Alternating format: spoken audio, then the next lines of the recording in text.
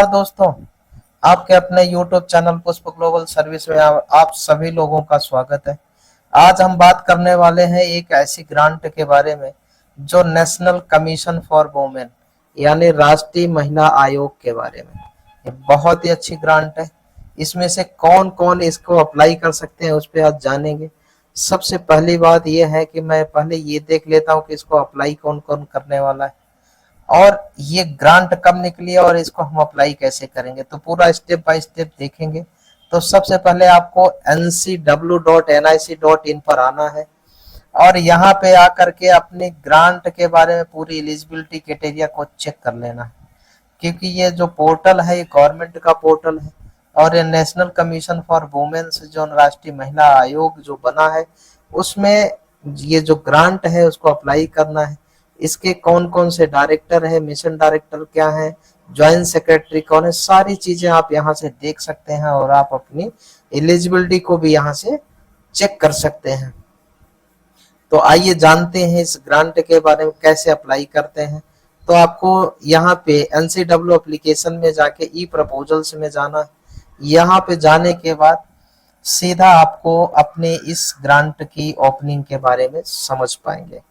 तो कौन कौन एथोराइज है, यूजर्स कौन है जो अप्लाई कर सकते हैं, NGO हैं जो वोकेशनल में काम करने वाले हैं, ऑटोनोमस बॉडी है वो कर सकते हैं, गवर्नमेंट ऑर्गेनाइजेशन कर सकते हैं, ICR इंस्टीट्यूट जो है, ICSSR जो इंस्टीट्यूट है वो अप्लाई कर सकते हैं, रिसर्च ऑर्गेनाइजेशन कर सकते हैं, स्टेट वुमेन कमीशन अप्लाई कर सकता है क्योंकि ये सेंट्रल गवर्नमेंट की स्कीम है, यूनिवर्सिटी जो यूनिवर्सिटी एफिलिएटेड कॉलेज है वो अप्लाई कर सकते हैं, यूनिवर्सिटी अप्लाई कर सकते हैं जो यूनिवर्सिटी वगैरह है वो अप्लाई कर सकते हैं, इंस्टीट्यूट ऑफ नेशनल इम्पोर्टेंस यानी INI अप्लाई कर सकते हैं। 10 है यानी 10 नंबर पे है नेशनल लॉ यूनिवर्सिटी यानी NLU, national law university, medical college और इंजीनियरिंग कॉलेज भी अप्लाई कर सकती है। तो इस ग्रांट को कौन कौन अप्लाई कर सकता है?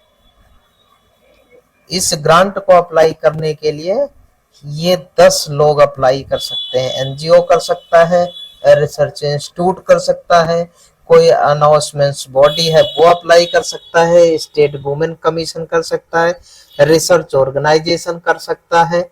और ये प्रपोजल जो निकला है, सबसे बड़ी बात है ये प्रपोजल किस लिए निकला है, ये सेमिनार है, वर्कशॉप है और कॉन्फ्रेंस है, यानी ये 3 प्रपोजल है। इसका नोटिफिकेशन गवर्नमेंट ने दिया है। देखिए ये जो ग्रांट हम आपको लेकर के आते हैं बताते हैं ना, ये मत समझिए कि ये छोटा काम है, बहुत बड़ा काम है और आप लोगों के लिए इसलिए लेके आते हैं ताकि आप लोग अवेयर हो जाएं, आपके साथ कोई चीटिंग ना कर पाए और आप ज्यादा से ज्यादा ग्रांट को अप्लाई करें। हम तो उन बीच वाले जो इमीडिएटर हैं जो पैसे खाते हैं उनसे बचाने के लिए आपके लिए ये सारी इंफॉर्मेशन, बहुत लोगों की रिक्वेस्ट के साथ हम ये सारी चीजें इंफॉर्मेशन इकट्ठा करके आप तक पहुंचाते हैं।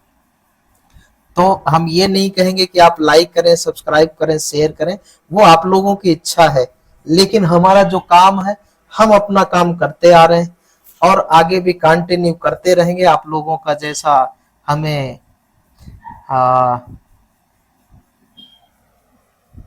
जो आप लोग हमें कहते हैं कि सर आप ग्रांट जो आप हमें ये इंफॉर्मेशन मिल रही है ये बहुत बड़ी बात है। कई जगह तो ये पैसे लेके इंफॉर्मेशन दी जाती है, लेकिन आप जो कर रहे हैं सर वो बहुत ही सराहनीय कार्य है। तो आज इसी कड़ी में हम ये ग्रांट राष्ट्रीय महिला आयोग का लेके आए हैं। ये ग्रांट की लास्ट डेट क्या होने वाली वो भी हम जानेंगे, इस ग्रांट के टॉपिक्स क्या हैं वो भी जानेंगे, area of the organising seminar for the financial year 2024-25। तो ये सारी चीजें हम इस कंसेप्ट के बारे में पढ़ेंगे। एनेक्सर रिक्वायरमेंट डॉक्यूमेंट क्या क्या है, annexure format of bank guarantee कैसे देना है क्योंकि इसमें बैंक गारंटी भी नीडेड है, डिक्लेरेशन अंडरटेकिंग देना है आपको, फिर आपको बजट वाइज एलोकेशन सेमिनार देना है कि आप एक सेमिनार में कैसे कैसे बजट को यूटिलाइज करने वाले हैं, guideline for grant financial assistant देना है। तो ये सारी चीजें जो देनी है आपको तो ये सब चीजें आपको इसमें पूरा कंप्लीटली फिल आउट करके देना होगा, और तब जो है ये ग्रांट आप आगे प्रोसीड कर पाएंगे।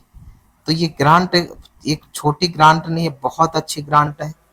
और इसका जो इन्होंने टॉपिक सेमिनार यहाँ पे मेंशन किया है, furnishing AI opportunity for women women the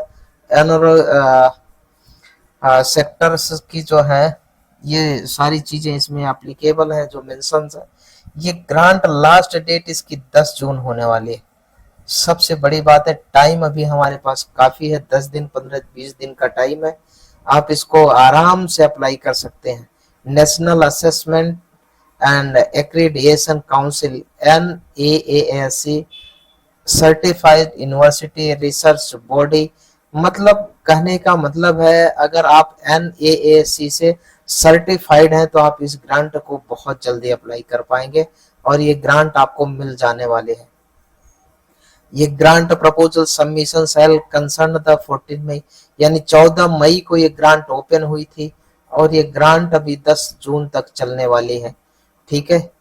incomplete proposal and proposal received after the last date will not be entered. The commission reserves the right to select organization based on their eligibility, capability, area of the work. इनका कहने का मतलब ये है कि जो last time के बाद अगर आप अप्लीकेबल अगर भेजते हैं तो आपका होना मुश्किल हो जाएगा। डिप्टी सेक्रेटरी कौन है? Shivani day, national commission for women की है, जो इन्होंने इस ग्रांट पे सिग्नेचर करके RFP निकाली है। यहाँ से आपको सारी चीजें पढ़ लेनी है, और पढ़ के, क्योंकि हमें लेट हो रहा है, हम चलेंगे आगे अप्लाई करने की ओर कि हमें कैसे अप्लाई करना है। तो आज हम ये सारी चीजें यहाँ पे क्या क्या सेशन होने वाला है और द टाइमिंग सेशन क्या है, वो सारी चीजें आपको यहाँ पे पूरा ब्रीफ करके मेंशन हुआ है। आप यहाँ से सारी चीजें देख सकते हैं।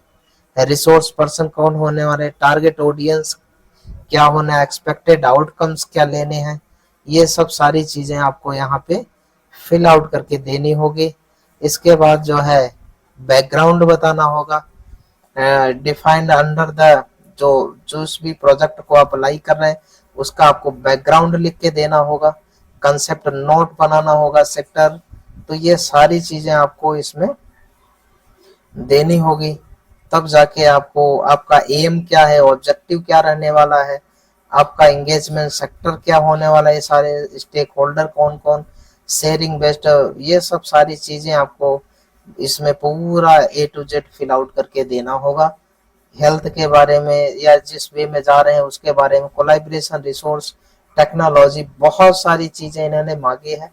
A से लेके Z तक आप इसको जो है पूरा अप्लाई पढ़ के, non governmental organisation having valid registration the current year, the NITI Aayog जो NGO अप्लाई करेंगे उनका नीति आयोग मैंडेटरी है। Eligibility for grant the financial assistance the accordance with the procedure.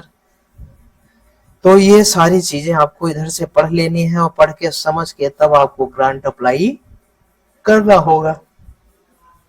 ये यहाँ से आपको, ये है आपको स्टाम्प पेपर पे एनेक्सर डिक्लेरेशन लेना है, और ये डिक्लेरेशन आप अपना उस पे लेटर है, उस पे क्या लेना है आपके स्टाम्प पेपर पे और लेटर हेड पे इसको भर लेना होगा। ठीक है, और इसको भर के तब इसको आप अप्लाई करें। इसके बाद ये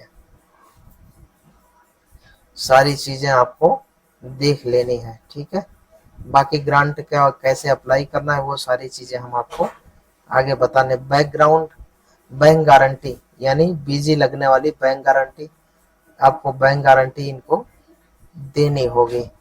ठीक है, बैंक गारंटी का इन्होंने पूरा फॉर्मेट दिया हुआ है, इसको फिल आउट करना है और बैंक से वेरीफाई करा के बैंक के लेटर हेड पे जाएगा। ठीक है, for non governmental organisation, brief the organisation of the, ये सारी चीजें जो इन्होंने मांगी है ये सारी चीजें आपको शेयर करनी होगी इनके लिए।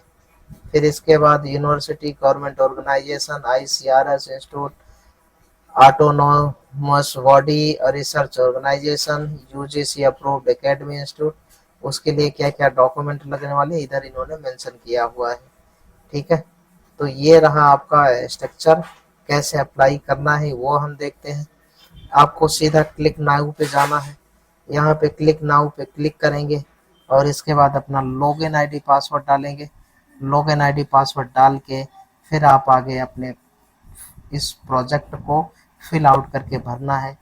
आगे फिल आउट करने के लिए मैं एक नई वीडियो बनाऊंगा, क्योंकि ये वीडियो ज़्यादा लंबी हो रही है। तो नेक्स्ट वीडियो में हम देखेंगे कि इस ग्रांट को ऑनलाइन प्रपोजल कैसे फिल करेंगे, कहाँ पे क्या चीज़ डालनी है वो सारी चीज़ करेंगे, और ये ग्रांट कैसे हमें मिलेगी उसके बारे में भी बताने वाले हैं। तो मिलते हैं नेक्स्ट वीडियो में, तब तक के लिए आप सभी को मेरा नमस्कार। नमस्कार।